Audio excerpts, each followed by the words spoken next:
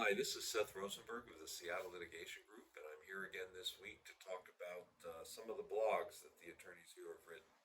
And this one is about the statute of limitations.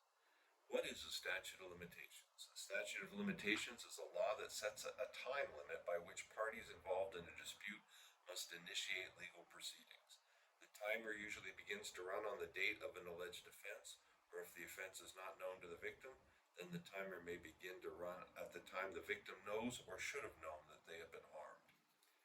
What is the purpose of a statute of limitations?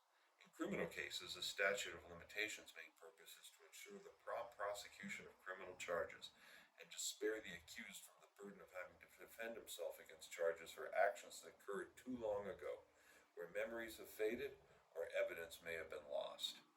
Similarly, in civil cases, the purpose of a statute of limitations is to ensure that facts, evidence, and memories of any relevant witnesses are as fresh as possible. Waiting too long to bring a lawsuit can often result in faded memories, conflicting testimony, lost or destroyed evidence, and other evidentiary issues. The applicable statutes of limitations in Washington are for cases involving libel and slander, the limitation period is 2 years. For cases involving injury to a person, personal property, trespass, fraud, for professional malpractice, or breach of an oral contract, the limitation period is 3 years. For cases involving collection of rent or other debts, or breach of a written contract, the applicable limitation period is 6 years.